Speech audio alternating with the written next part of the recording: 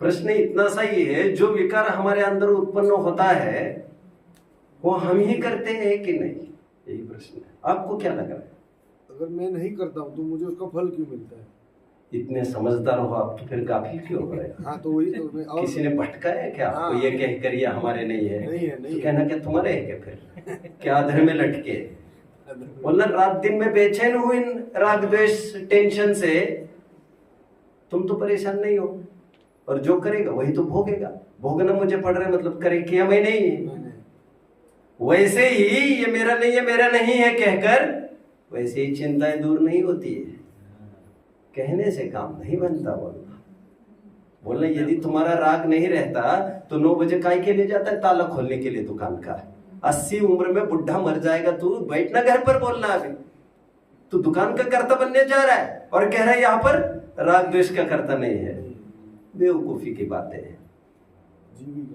अब अच्छी जगह रहो, कहीं रहे कहाँ रहे हो?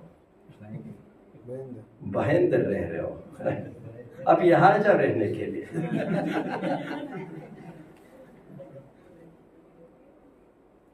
मोक्ष मार्ग प्रकाशक बार बार पढ़िए, समय सार का अध्ययन अच्छे से कीजिए।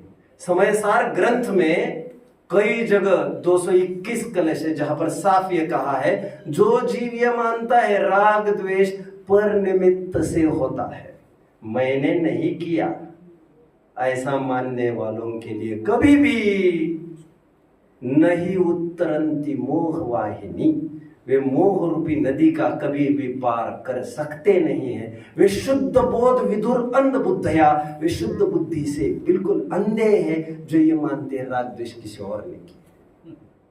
गजब हो, यहां फोड़ा हुआ तो तुरंत डॉक्टर के पास दौड़ता है, और राग द्वेष हो रहा है तो उसको कहते ये मैंने कहा क्या? तो इतनी सहजता शरीर के रोग में रख लेता, टाइम पर भोजन नहीं दिया तो थाली पलटा देता है, गरम नहीं दिया तो ढोल देता है, दिमाग खिसक जाता है।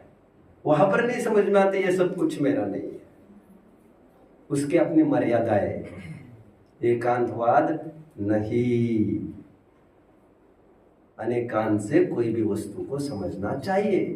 राग द्वेष मेरा अपराध है, मैंने किया है और मुझे ही मिटाना है, और वो तत्व ज्ञान के बल पर मिटेगा।